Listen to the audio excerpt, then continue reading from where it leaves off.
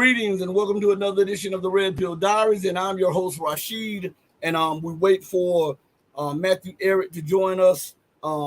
He should be joining us in the next few minutes or whatever. But I want to also say this right now: we're having problems already again. So you know, and this time it cannot be blamed on YouTube. It has to be blamed on StreamYard. I'm looking in the right corner of my screen, which might be the left corner of yours, and it says we're having trouble streaming to your destination. It is possible the stream was ended or deleted on the destination. This can also occur if the RTMP server URL or stream key is incorrect, and we know that everything was correct on it.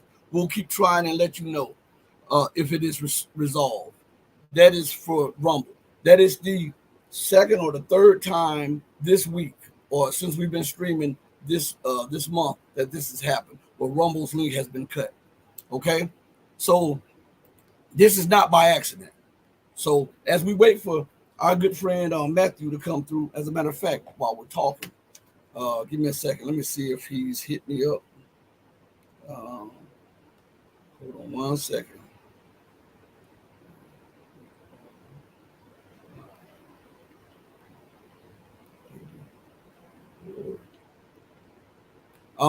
I just hit him up with a message. All right. So we'll wait for him. But just let's go over a little bit of the news, okay?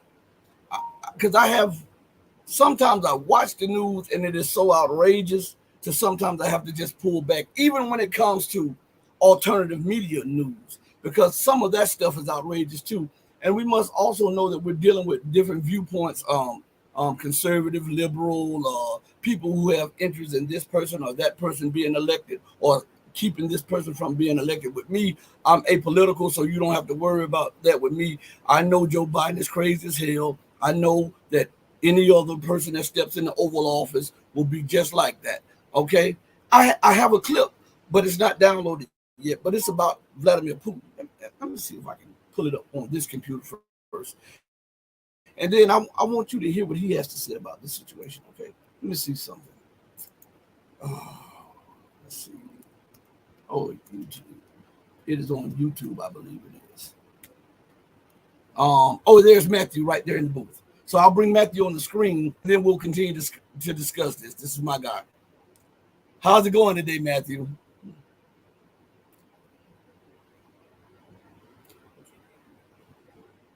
Okay. So we're waiting for him to get set up, and hopefully we'll be able to hear him in just a second. We can't hear him.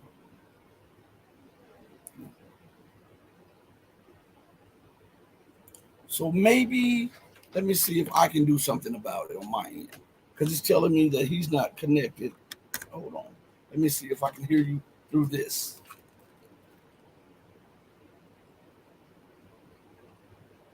No, it's not on my end. It's not on my end. Shout out to the people in the chat room. Shout out to the people that are joining us. Join us on all of our platforms. Patreon, become a channel member. Go to Locals, and it's the empowerment of truth.locals.com. Go to Odyssey, join the Red Pill Diaries. Go to Rumble, join the Red Pill Diaries. Subscribe to us. Come on, let's beat the algorithm. Let's do this thing. It doesn't cost you a penny. It doesn't cost you a penny. So while Matthew is sorting that out real quick, I want to see something.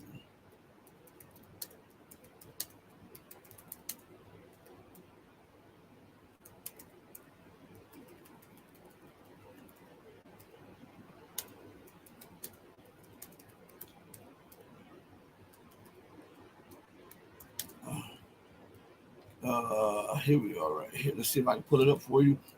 I think he's going out and coming back in, everybody. I'm trying to see if this will be the right one. Okay, so give me a second. Putin says.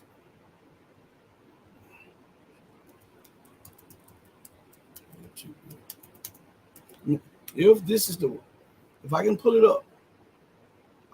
Yeah. I pulled it up. So I'm going to try to pull it up on here. I see Matthew trying to get back into the booth. We'll give him a second, okay? everybody. I'm going to put it up on here, and I want you to hear what Vladimir Putin has to say about U.S. political system and those who step into power. Okay, give me a second. I'm doing it on this one. I just wanted to see if I can pull up the keywords for this, and it is. Hold on one second, everybody.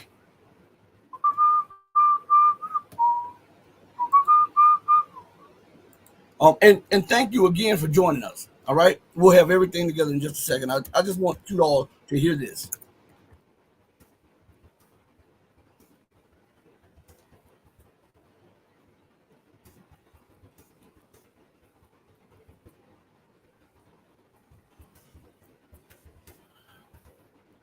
See if we can put it up on this one. And we did. So give me 1 second. I'm going to pull it up on this. Let me go back here for a second. See, this is live, so hold on. Let me add it to the screen, and I'll play it. Okay.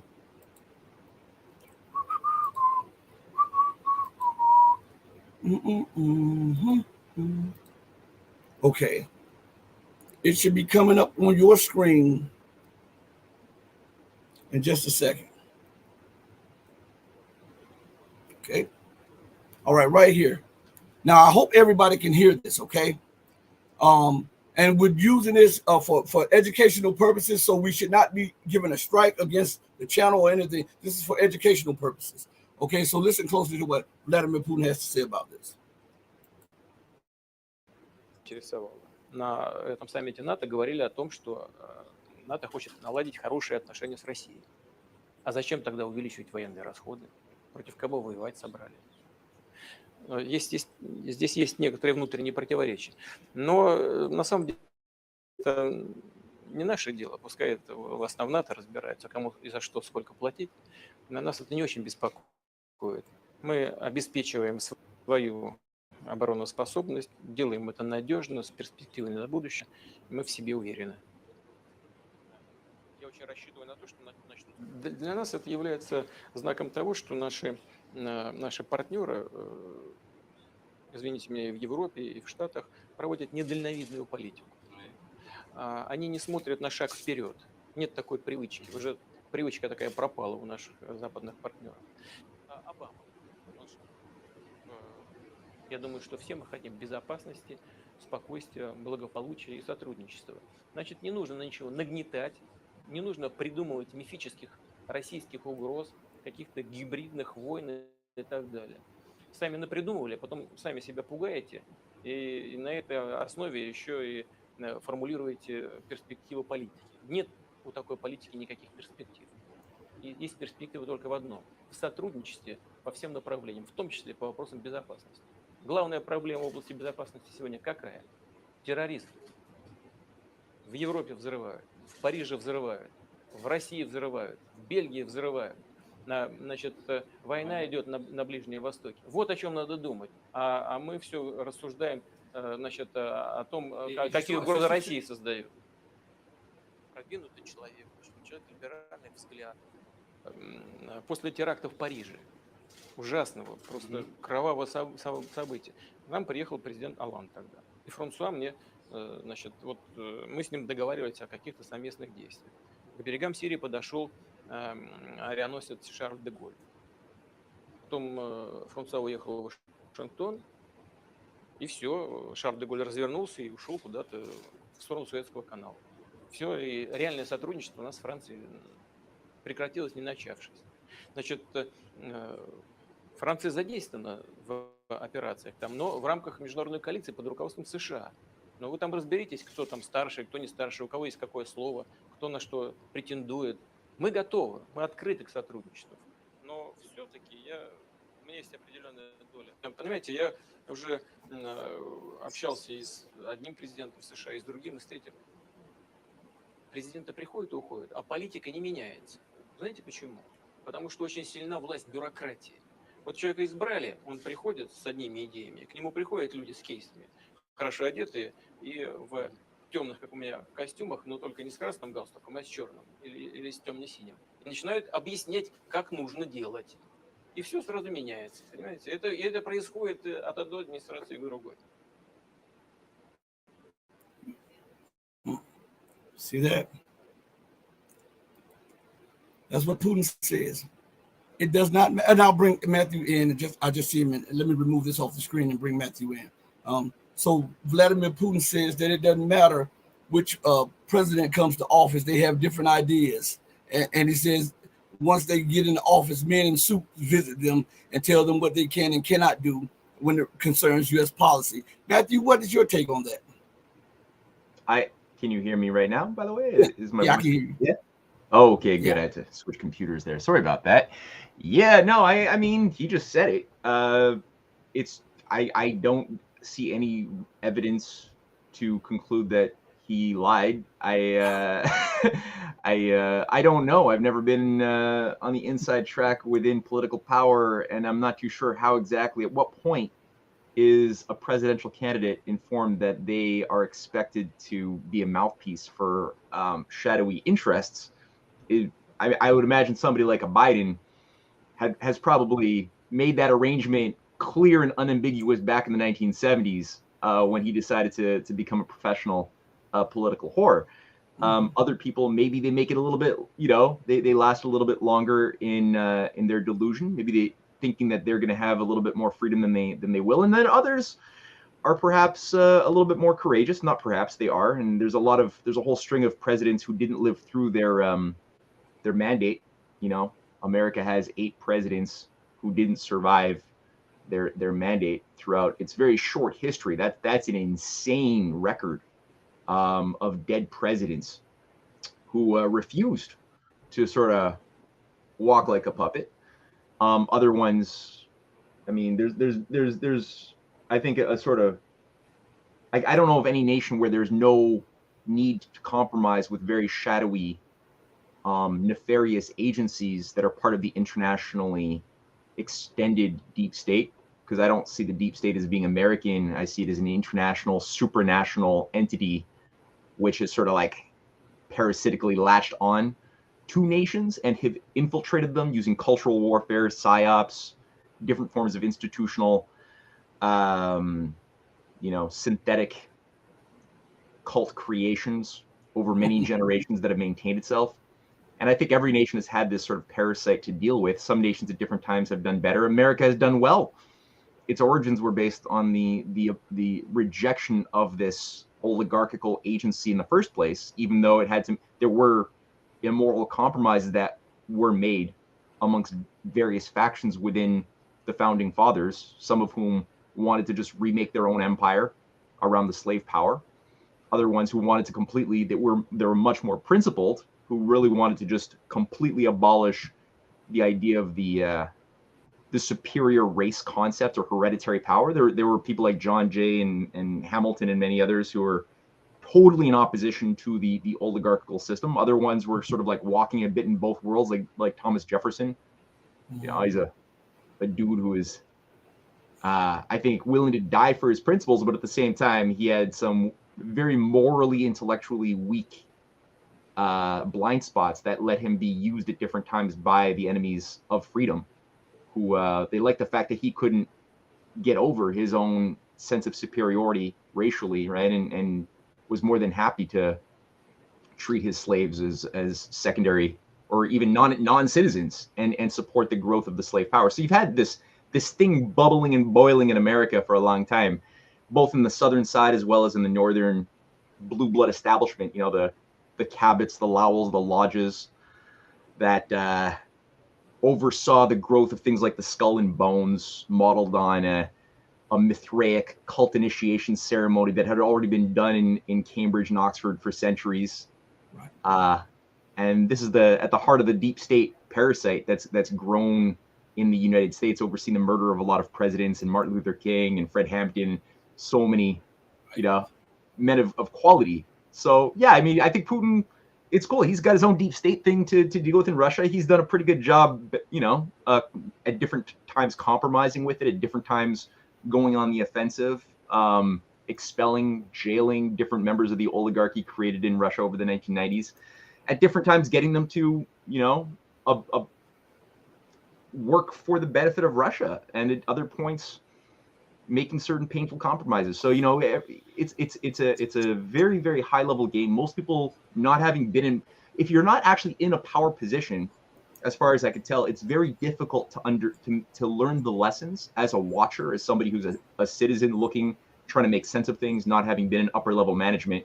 It's hard to get into the position mentally of the types of experiences that a Xi Jinping, that a Putin, that a Trump would have had to experience in the course of decades of life experience, figuring out how do you build these social skills, how do you learn how to speak without saying what you're thinking, or say something and do the opposite. You know, it's part of the game of life. So it's fascinating.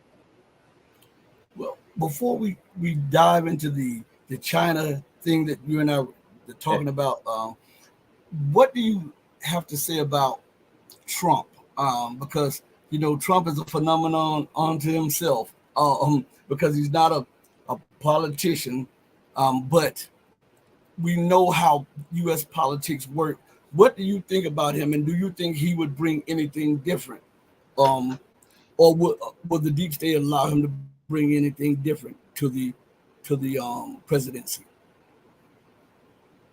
Yeah, I do think that he's a human. There aren't many people in high politics that, in my mind, at this point, qualify for that label of human. When I see most of these characters, it's just I'm looking at some form of technocratic zombie or neocon, you know, fanatic. I don't see something that. So when I say human, I'm saying, like, I'm not trying to infer lizard people or shape-shifting aliens. Or some people might fear it when I'm saying that. No, what I'm talking about is that what is distinguishing us as being humans and not, let's say, like chimpanzees, which are very DNA biologically similar to us, is, in my mind, the capacity to use reason as a power that can allow us to make discoveries, to communicate those things through language, to act according to those discoveries, which requires courage, conscience. So the use of conscience tied with reason, with purposefulness that we associate with ourselves, the process we're born into, what we think we're going to leave behind, you know, that defines our priorities, our value systems. That's what I'm thinking when I say the word human. And when I say the word, like, when I look at a Justin Trudeau, or I listen to a Chrystia Freeland, or a Jake Sullivan type of personality type, you know, I'm not saying that they're not biologically human. I'm not saying that. And I'm not saying that they didn't have, and maybe, you know, that they don't have somewhere embedded within them something that could be maybe kindled as a little ember, maybe, that's been really smothered over years and years of conditioning that they've been groomed into. But I'm not seeing something that's susceptible to conscience and reason. It's not something you can sort of negotiate with, that type of personality type, which unfortunately is prevalent in the political class of Washington and Ottawa, as far as I could see it, or Brussels. So I do see Trump as being a human being susceptible to human thinking, negotiation, using reason. His track record before he became president, during his time as president, involved a lot of stupid things that he said, a lot of pretty good things that he would often do surprisingly. As you know, we just heard, he just gave an interview this week describing the whole near war with Iran in January 2020 when Soleimani was killed.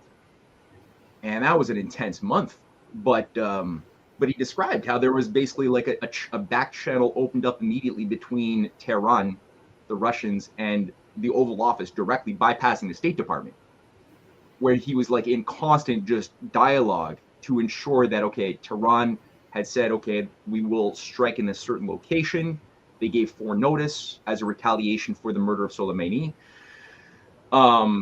There was like this controlled tit for tat that would then de-escalate the war hawks, who were basically clamoring, saying, all right, now is the time. They've been waiting for it. They were derailed back in 2007. We saw who they were. It's the Lindsey Grahams. It's the Cheneyites. It's all of them. They're still there today saying, okay, now's our chance to finally do it. That was tempered. And we could see that there was like a controlled off-ramp created. And I think a lot of that, even you can't say, because people say, oh yeah, see, that's why Trump is bad. He killed Soleimani, and he bragged about how great that was that he killed Soleimani. Well, I mean, it's part of the. I think he was using a bit of the WWF, the World Wrestling Federation technique, in that sense of often just playing the drama out. And you can't basically be a sitting president of a major nation and say, "Oh, I've got this shadow government, this independent military industrial intelligence complex that doesn't obey me and that's often working against me." You can't say that. If you do, you're immediately done. Like you can't say how the game is wired, how it's rigged. You can't. At that point, you are finished. So when you're in such a situation, you have to sometimes. It's like the Aikido, right? That I see it as kind of like, I'm not saying Trump knows Aikido. I'm just saying it's kind of like that principle of you got to somehow take the momentum. You didn't create that momentum, but you've got to find a way to use it in a way that takes the power and purpose of that wave away from those who made the wave and into something that has a future. Like, why does China promote or support the green agenda?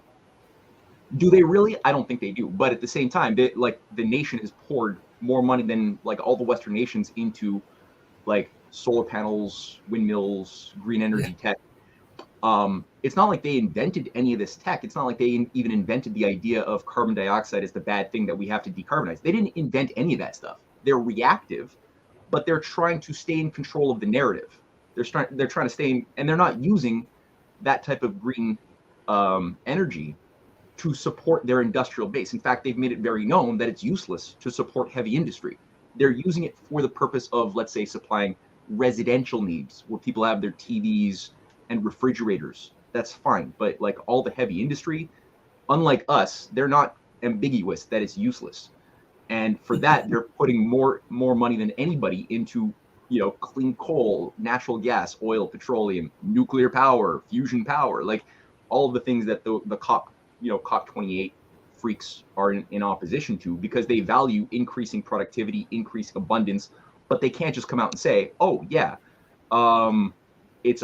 green energy is a fraud. The science behind it is a fraud." They can't say that. It's essentially, because as soon as you say that, if you're in political power, if Xi Jinping comes out saying that, well, that's basically admitting that there's an agenda to reduce the world population, because it implies immediately there's consequences to you taking note that the whole scientific apparatus around the Intergovernmental Panel on Climate Change, the entire Rockefeller-funded agenda that's been going on for decades and decades, perverting the educational system in climate science, but under a variety of other things. All of that is tied to an agenda to get us to believe that we are ultimately pollution machines, that human population is bad, and that we should be happier to be in harmony with some computer models, sustainable, like what computer models from the Club of Rome back in the 70s have said is the global carrying capacity of, let's say, I think the consensus is about 1 billion humans should be permitted on the earth.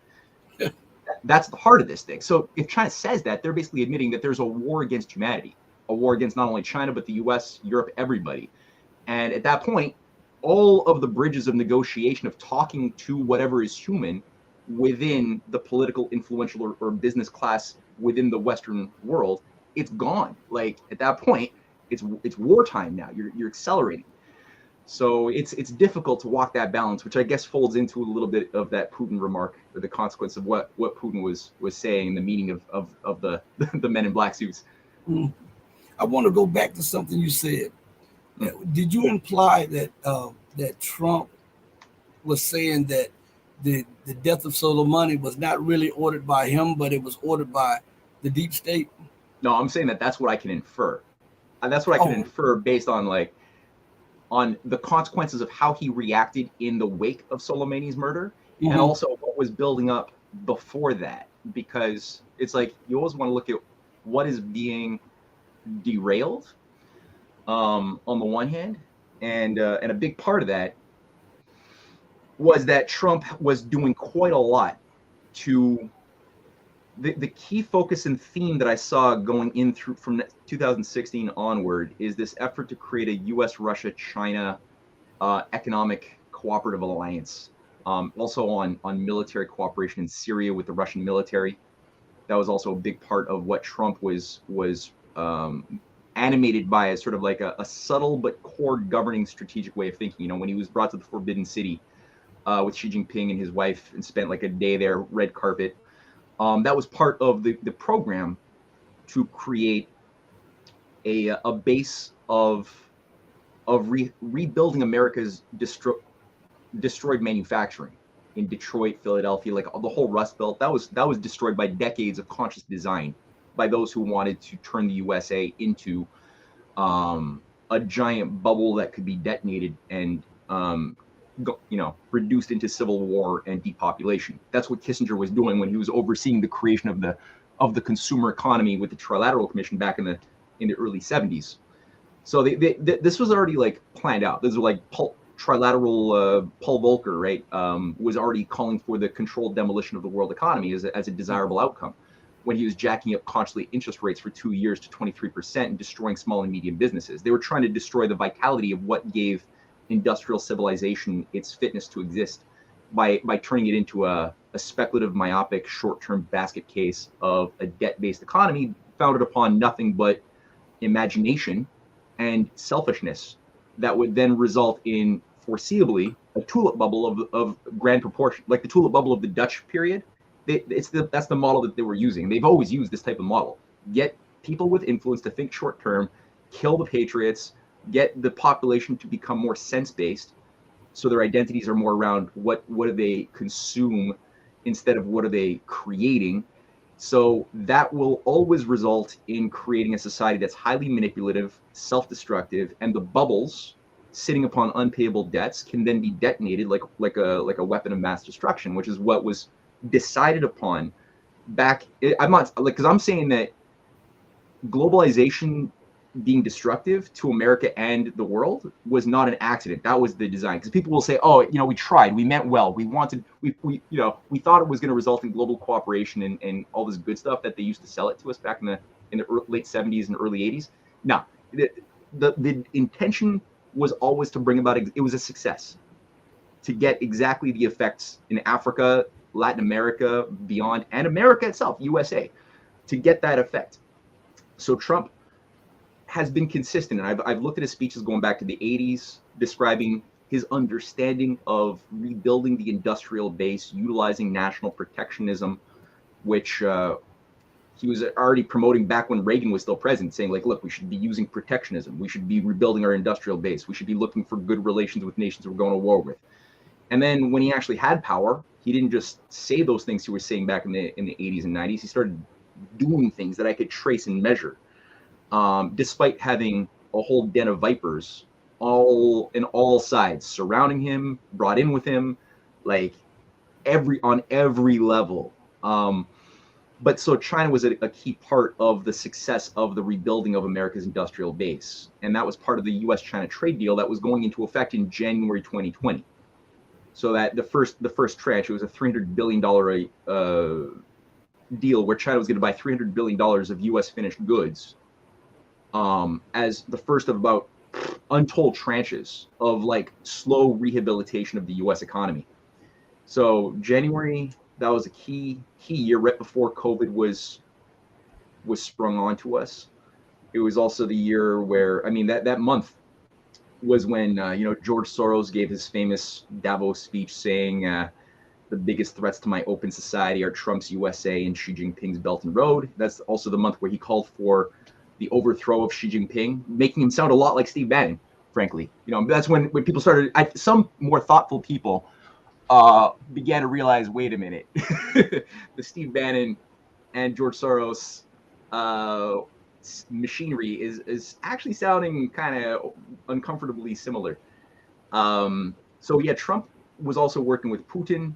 I mean, at least trying his best to get collaboration with Putin, both in Syria, where he got the U.S. military to cooperate with the Russian military, but also on the Arctic front. He made a big push for building rail through Alberta into Alaska as part of the Russian dynamic of opening up the Far Eastern Arctic, as well as the polar Silk Road of China.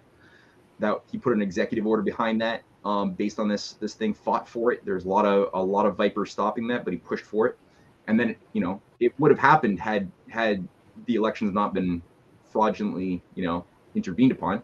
Which I don't know if I'm allowed to say that if this is streaming to YouTube or not. I'm sorry if I. they are so very picky about stuff like that, man. I mean, they are crazy about it. This is on And, YouTube, and, isn't it? and isn't it ironic that you can question the integrity of everybody else's election system and government elections or whatever, but you can never, ever, ever put in doubt the elections of the West. That's crazy. But I want to ask you before we dig into this China thing, what is your perception on what is going on in the Middle East, be it Palestine, Israel, or be it the flare up between the U.S., the Houthis, Iran, and the surrounding nations? Yeah, I mean,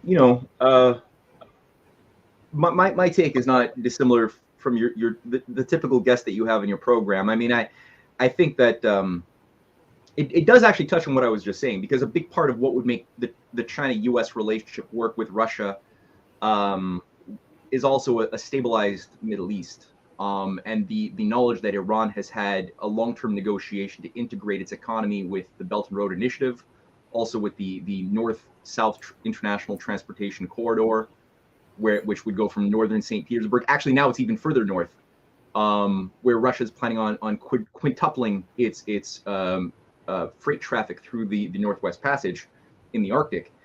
There's a lot of strategic ports being built up, new cities, a lot of rail as well overland, but part of the rail that would go from the ports down through Russia, through Armenia, Azerbaijan, Georgia, into Iran, and then into ports in the south around the Chabahar port and Bandar Abbas as well, into India. That's 23 years plus work, and that's also part of that's increasingly become part of the Belt and Road Initiative. So it's the north-south branch of the Eurasian integration strategy as part of this greater Eurasian partnership. So Iran is a key player, and it's one of the few nations that have managed to really claim an authentic claim to sovereignty, like actually having national sovereignty over this internationally extended oligarchical agency. Although they have problems, I'm not saying that there aren't penetrations. There are. That's what people like George Soros are able to play with when he does things like the 2009 Green Revolution or the recent attempts to destabilize Iran. It's because there's something in there that is not loyal to Iran or its people, which is facilitating some of that. Mm-hmm. So you have these things. But overall, it's one of the most sovereign countries in the world, sovereign economic chain of production chain as well that they've been able to create. So that's a key part of what makes China and the whole Eurasian program work. The Belt and Road. It's also, there's 2 points of the Belt and Road that pass through Iran into Afghanistan, into if it's permitted to be built and not destabilized, also into Pakistan, which Iran and Pakistan have come to some interesting negotiated resolutions to certain problems, especially in the wake of that little exchange that they had where both sides had their various terrorist groups in Baluchistan that were eliminated, at which point they finalized this massive economic cooperation deal, but also that dealt with dealing with the border issues that they've both had for a long time, that has a lot to do with foreign interests controlling the ISS, the Pakistan Intelligence Service, and bringing the Pakistan-China aspect of the Belt and Road, the economic corridors, into a cooperative relationship with Iran, which certain influences outside of that region would like to keep Pakistan against Iran as competitors. And in fact, no, it's not. And then also there's rail that China is assisting with Iran into Iraq, into the Shalamshe Basra railway. That's an important one as a connecting point that would connect into the Iraqi rail system, that would connect into Syria, that would connect into Lebanon, that would connect up into Turkey, that would tie into the north-south transportation corridor. Like, all of these things are super, super important. So if you can destabilize the Middle East, obviously you can disrupt all of this completely. And so there was such a good job done thus far. And again, Trump has to be given certain credit for being able to bring the U.S. military into some degree of harmony with Russia, as well as to extract the CIA from influence over the conventional military forces, that's also an important part of the defunding of the National Endowment for Democracy machinery, which is part of the asymmetrical warfare. Trump defunded that significantly, both especially in the case of Eastern Europe, but also around China and also in Iran, or in the surrounding adjacent regions around Iran. That gave a space for China to grow from 65 member nations as far as their, the MOUs of nations around the world who sign on to the Belt and Road Initiative. It was around 65 in 2016, and then through the types of work that Trump had done, a space was created that allowed for China to grow that number to 137 nations during that 2016 to 2020, and since then it didn't really grow too much. So again, I give credit for a lot of that space having been created, and I think that those who want to blow up the region now are looking to really kick over the chessboard. And the most dangerous thing is obviously ISIS, which has been a Western creation, and our Western. I don't think it's too controversial for me to say this to your audience. I think everyone probably knows that if they're watching you. These are weaponized assets from Western intelligence that are used to destabilize nations that we don't like.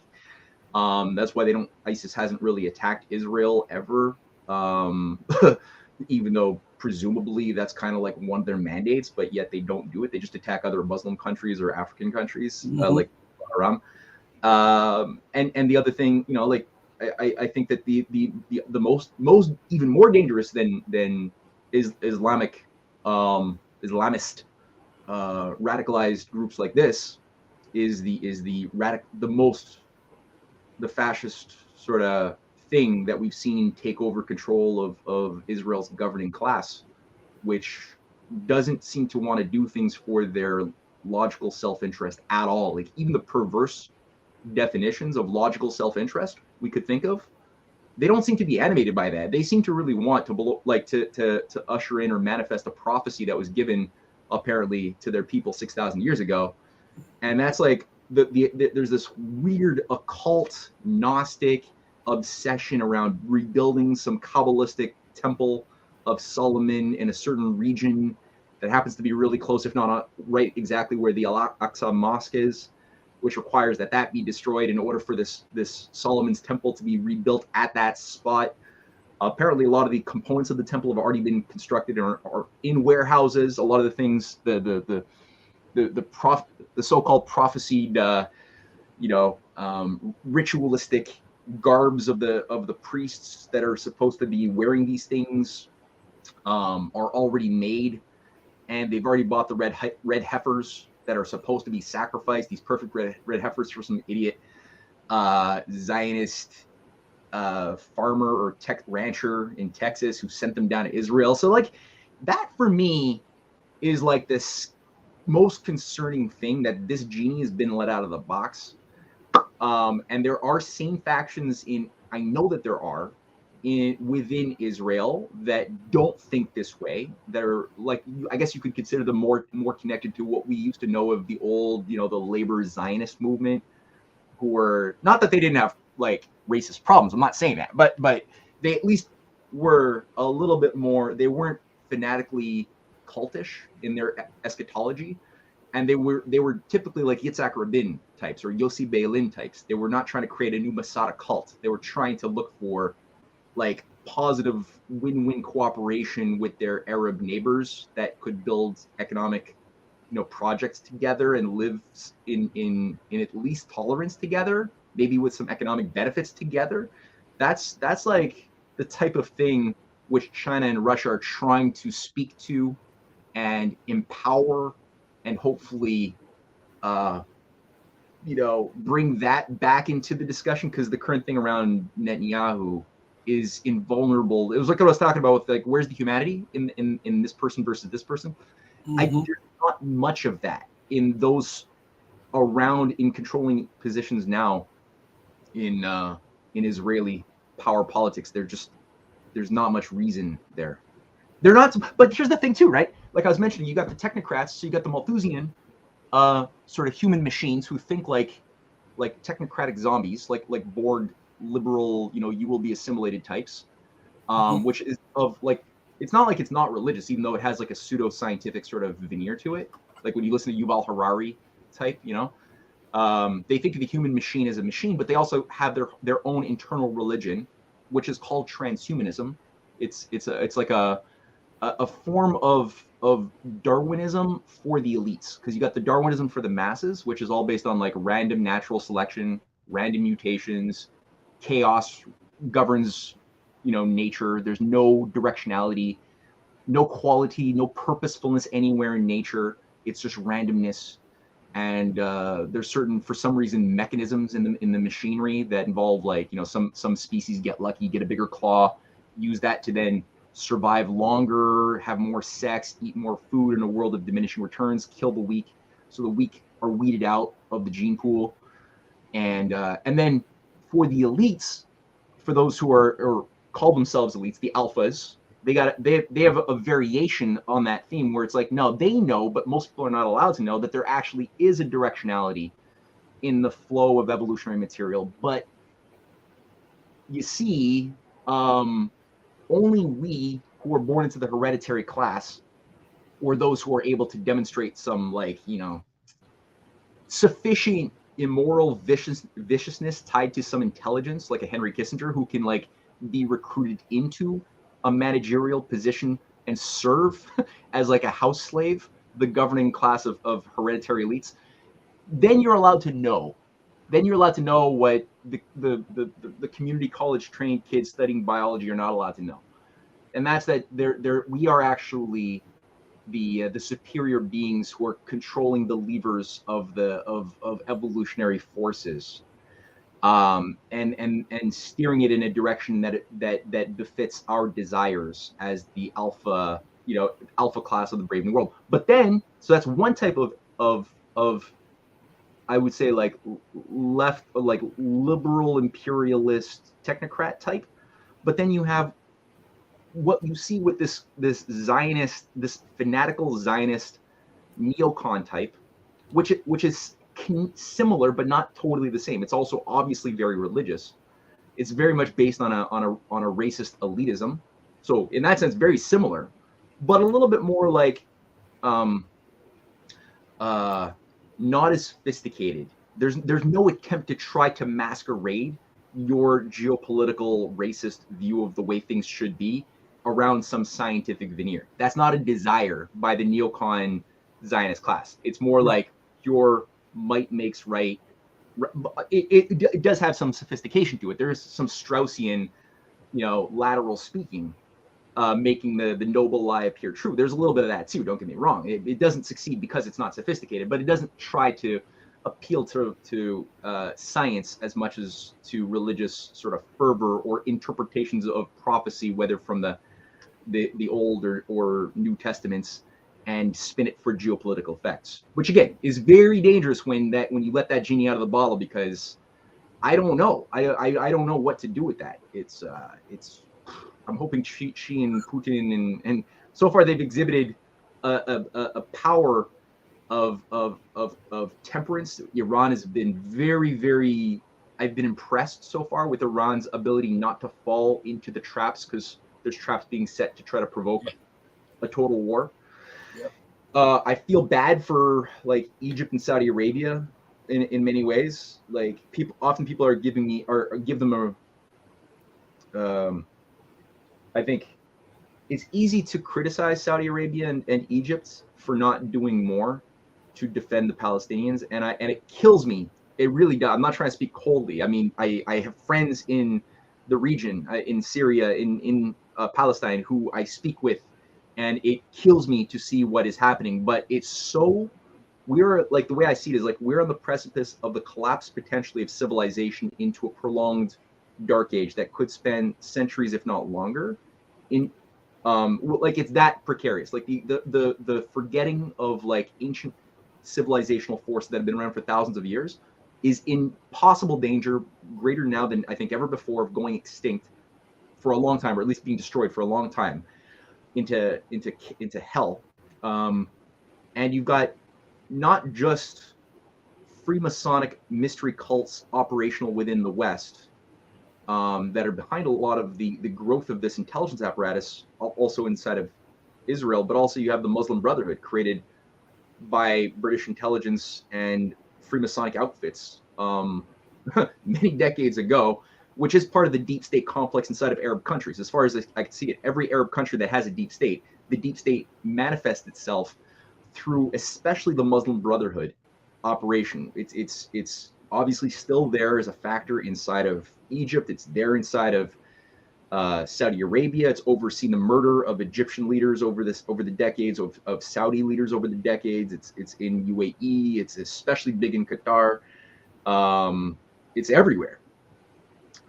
So I think, it's what created Hamas, and Hamas has a lot of good people within Hamas, but Hamas is also run by, as far as I can see it, a bunch of cultish sociopathic billionaires based in Qatar who have strange relationships with Israeli intelligence, with their counterparts still operational within Egypt, that are looking for an excuse to give Israel the excuse it wants to ultimately not just purge Gaza and the West Bank, but also to say, hey, look, forces in Egypt are attacking us. We now have a need to go in and proclaim, take back what's rightfully ours according to the covenant, of everything all the way a little bit beyond the Suez Canal, and then a big chunk of Saudi Arabia.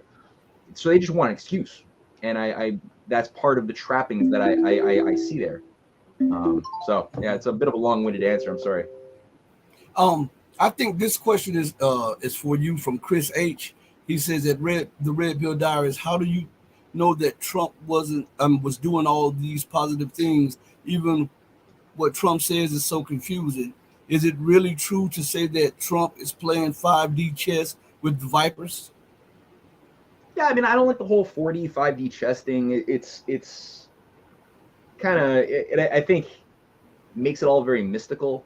And yet, like, when I look at my studies of history, have shown me that there is a quality of street smarts that will appear, if you're just trying to intellectualize it, very complex and sophisticated, but it's fundamentally human, accessible to anybody who really wants to get something done and has to deal with powerful managerial responsibilities in systems which involve a lot of developing people skills, getting even people who stand for something that you despise to cooperate with you, or even to like you. Just the likability thing is not easy. Just to be like an anecdote, somebody who trains yourself to like get good at telling anecdotes and jokes. It's Ben Franklin couldn't have made the American Revolution happen if he hadn't cultivated that skill set in the decades prior to the American Revolution actually happening, when he was still working, in the 1730s, 1740s. The guy was like, learning the art of relationships and counterintelligence too, to a certain degree. Like, he had to be able to go into enemy venues and be likable, tell jokes, find what's human in people who ultimately despise what you stand for, and you despise what they stand for, but you still got to be able to do it. You got to go into places like Davos and figure out, well, where are the humans? Where's the part of people who that is something that is human, that I can try to add oxygen to the embers to by being human, right? Because there are a few who are completely non-negotiable. You just can't. But you want to look for those who are like Plato had once said, like in his one, I forget which dialogue, but he made the point that at any point in time, most of humanity is not truly qualified as being something you could call good, or truly qualified as something you could be called evil. The vast majority are somewhere in the gray zone, participating in a bit of both elements, because they're not fully like they haven't done the work of becoming aware of their purpose as a human, how their mind works through self-reflection of its own axioms. Like they just haven't done that type of, like, they haven't been through that experience. And so they can't be said to be fully sovereign people. They don't fully know where their convictions ultimately originate from, that shape their purpose, their sense of self-identity, what they will do one moment to the next, which would otherwise make them, like your sense of identity, what identity you've chosen for yourself, tied to what process you have given your what your relationship is to your mind, this power that God gave us, will determine if will make you relatively predictable in a certain way. So if I believe that the earth is flat and if I really do believe that, and I didn't really question that, I didn't do any experiments, to test out whether my theory is right or wrong, it is predictable that I won't take my boat too far beyond the horizon line of the ocean. I won't go that far. You can predict that. You don't know exactly what I'm going to do moment to moment, but I won't do that. So you can see, like, the oligarchy likes certain big axioms. If I believe that human beings are literally just qualitatively identical to other monkeys or orangutans, with nothing qualitatively making us better than other monkeys, there are certain things I will predictably do and not do if I believe that. So the oligarchy is kind of like, they're very predictable because they're very when I say oligarchy, I mean it very specifically, like the inner closed ruling families, the closed oligarchy that have a very, very specific set of institutions that have been created, that extend past generations and manifest the will of at least this thing into reality, material reality. As far as there's many sub-oligarchies and different types of oligarchies, but I'm talking about the dominant thing that's taken over Western civilization, especially, and wants to rule the world. They are relatively predictable based on their cosmology, their sense of self, which I, having read Plato and St. Augustine, and I think I've got a certain sense of this thing. Very few people qualify as that level of evil or predictability, which is why they often do the exact same thing every single time that they get close to they smell the blood, right? Is divide to conquer, make people stupid, make them fight each other, make the slaves fight each other, try to restore order out of chaos. It's always the same thing from ancient Babylon to today. It's the same thing, but modified with different sort of forms. So, I mean, I think the thing again with Trump is I recognize, from at least my studies of psychology and philosophy and history, I recognize that the personality type that he is. I see it as something that has emerged at different moments in different parts of the world. I recognize something human there. I recognize something also very smart, like very street smart, which is susceptible to strategic thinking. Knows how to shut up, basically, is what I'm saying. Like, you can have a thought in your mind, a broad intention, and know how to use your words to either shut up, to not talk, because a lot of people, as soon as they have a thought, they have to speak it, which is like great way to lose, right? Number two, sometimes you could use your words to deflect, to say something which will make people look here, when in reality, you're actually trying to think about what's going on here, which requires as many people looking here as possible so that you can move closer to this thing. It's like, again, it's not 5D, 6D, 12D chess. It's like, it's something that has made humanity function over thousands of years, and anybody can kind of get better at this. I know time is limited, but I got to go to your Substack at MatthewEhret.substack.com. You have an article out today, and it says Brett Weinstein goes out to lunch with Tucker.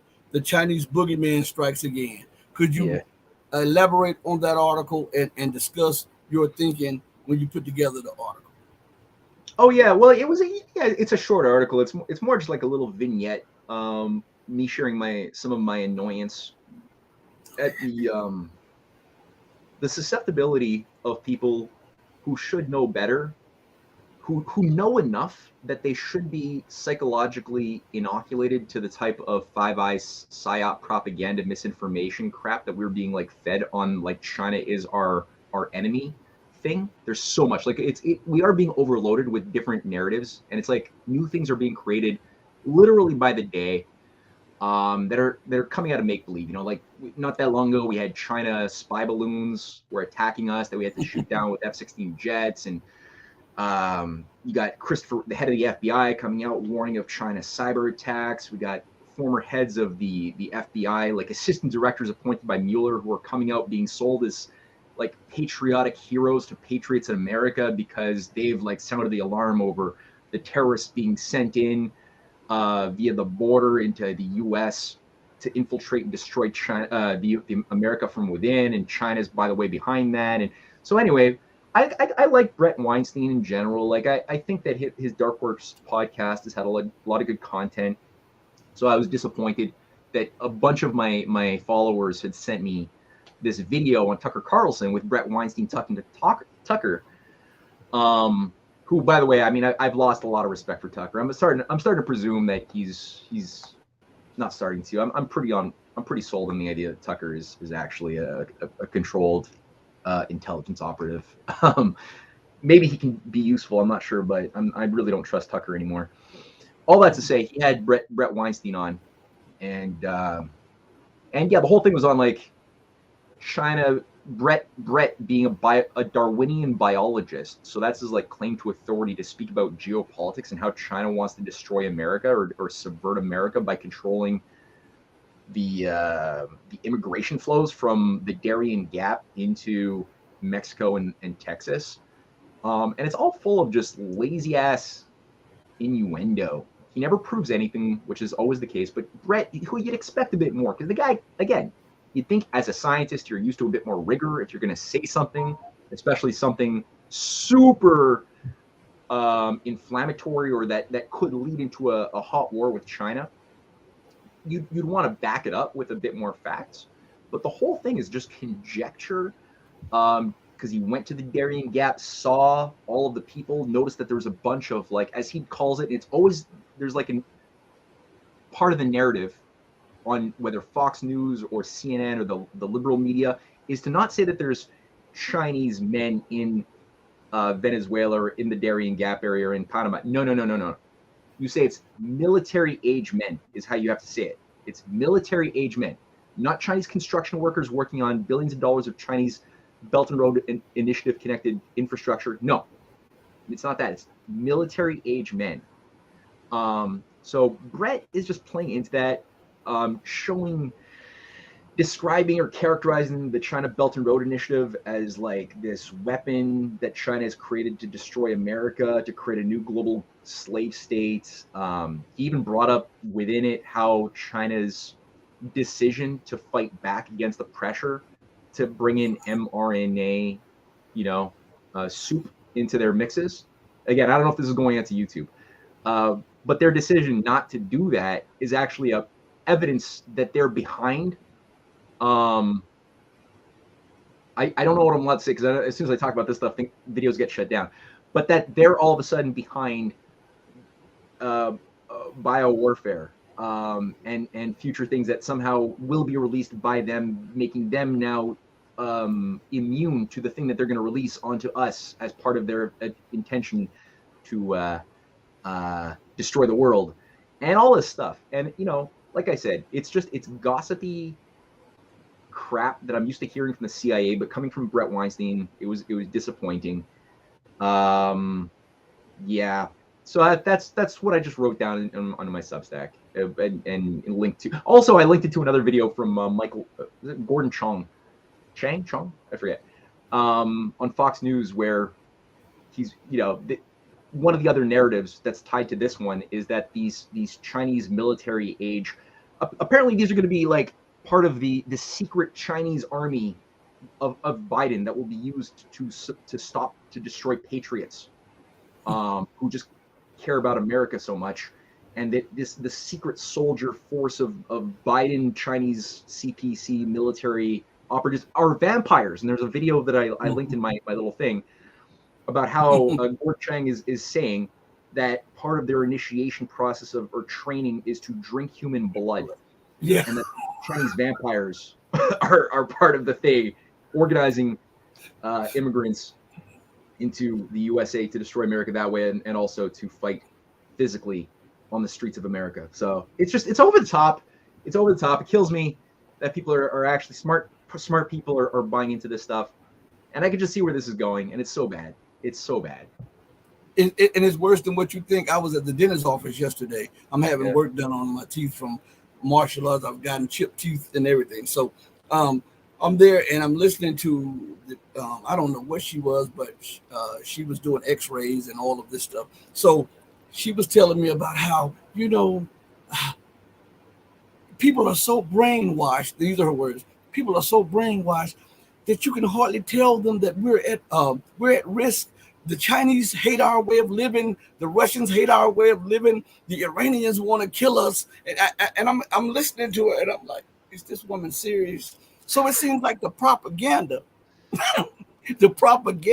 is seeping into the mind of the masses, because this was just an average person working in a dentist's office, and she was saying that the Chinese and she was saying that the Chinese are trying to destroy us. They're coming through our borders. They're sending terrorists through. She says that they are linking up with Russia to help Russia defeat freedom in Ukraine, and they are helping Iran to defeat freedom that we're trying to spread with our democracy. And I'm sitting up in the office like, are you serious? Are you really serious? But sometimes it is so. When you hear that, sometimes it hurts, because you can't believe that these people swallow and digest the Kool-Aid or the madness that the government continues to spit out. Yeah, I know, man. I hear you, and it does. It hurts the heart, because you could see it, right? Like, again, it's like I was saying about the humans. It's like you could see that these are humans. They care about their family. They're willing to sacrifice for their conscience. Like, all of these human qualities are there in these blue collar, typical, normal people. But they're so polarized. Like, they don't because they've been processed. Partially because they've been processed through an oligarchical education system. This like subtle, very powerful thing that shapes our minds. That's designed to cripple our ability to self-examine our assumptions. Like, that's the thing that makes reason work. That makes the quality of human reason different from the type of reasoning that we see from computers. Computers can do logic. They can do, like, deductive, inductive logic. You could put a question into ChatGPT. It could give you all sorts of very, very interesting answers to your question. It will take, it has algorithms to find all sorts of elements in the internet, in the whole digital space that's ever been, that these AIs have access to generate artistic content. But the AI still is limited in a way that the human mind potentially is not. If the human mind does this one thing, which is what Plato was teaching us to do in the dialogues, which is examine our own assumptions, our own core axioms all the time, as we ask questions and learn how to ask questions. The question is often more creative and important than the crystallized answer one could get from it.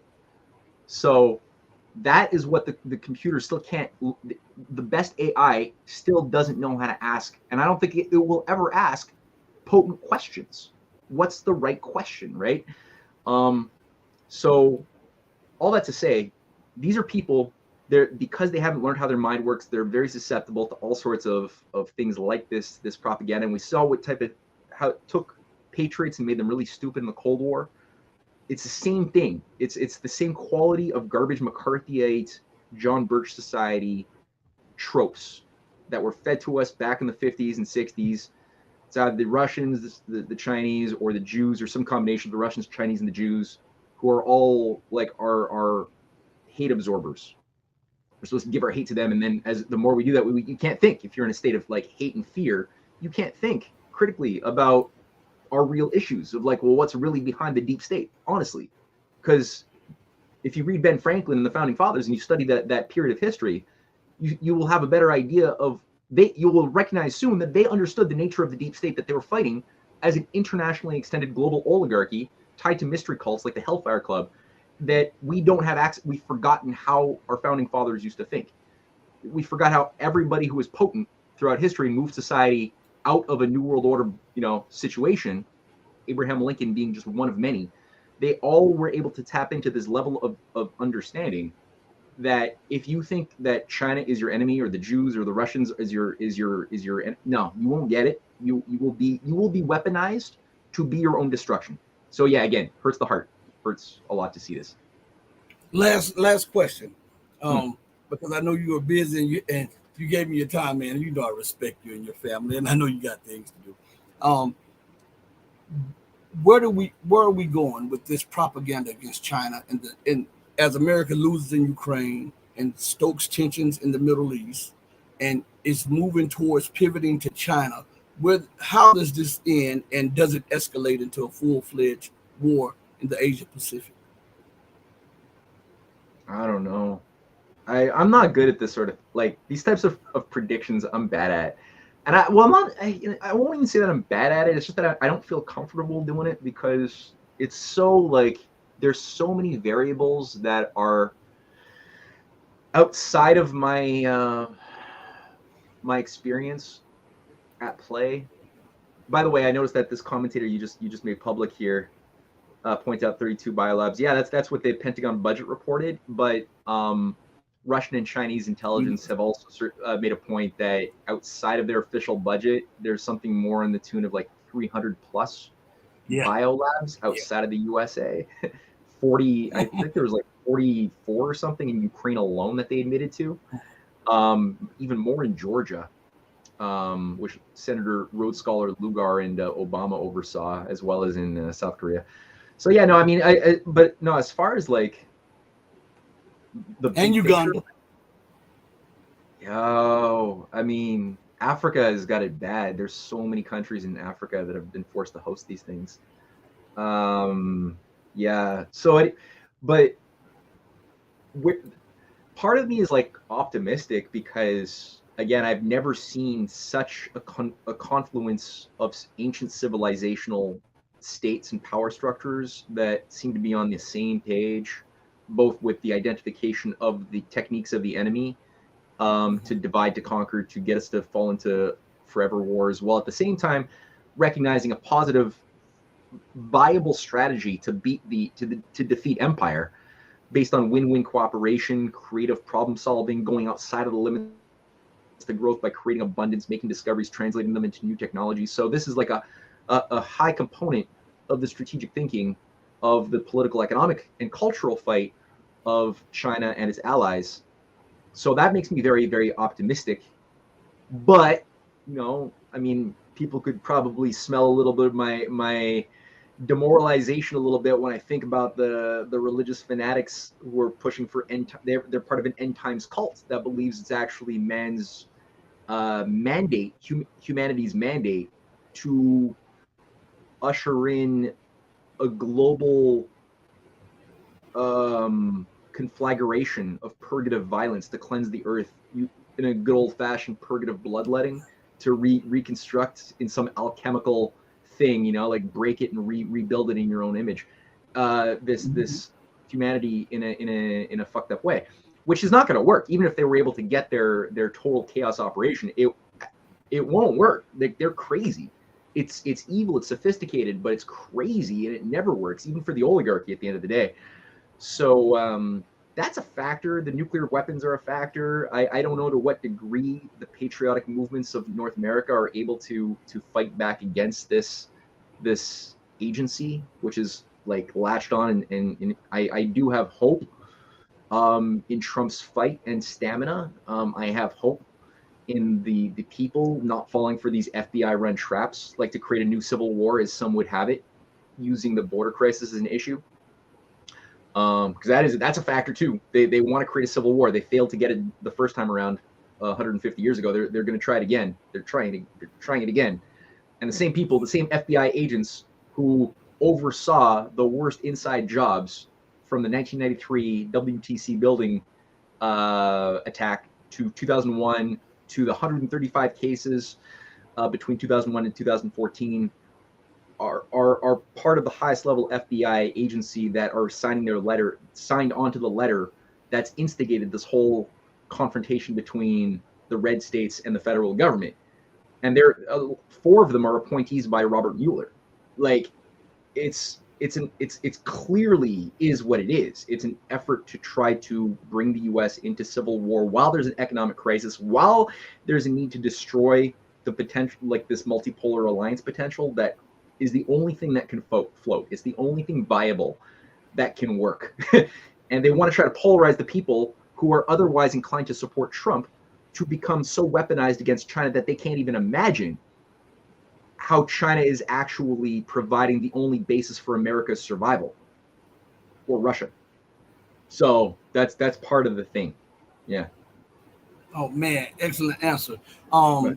Matthew, thank you for joining me, man. I'm gonna hit you up later with the video and a few private words I want to say to you. Okay. I really appreciate you coming through, man. Hey man, no problem. I'm sorry for the tech glitches on my end, but hopefully next time it'll be more streamlined. Yeah, man. Hey, be blessed, man. All right, you too. Bye. All right, everybody, listen. Hit the like button. We're bringing you exclusive content, and we're gonna have him back on either on Patreon or on a channel member stream coming up in the near future, God, if it's God's will. I want to take the time out right now to thank each and every one of you who have chosen to join us, to give us your hour and 12 minutes to out of your day. I really, really appreciate it from the bottom of my heart. I want to say thank you. And I also want to say this in closing. Do good because it's the right thing to do, not because people are watching or you may get credit for it. Because when it's from the heart, you don't care if anybody acknowledges whether or not you do right. You do it because that is what is right to do, okay? On that note, I go out the same way that I always come in, with love in my heart for each and every one of you who loves truth. But know that the true and living God will always love you better. Until we next speak again, stay strong, stay true, but above all things, stay righteous. I love you all. Hey, mama, your baby boy loves you more than life. Deuces, everybody. I'm out of here. Peace.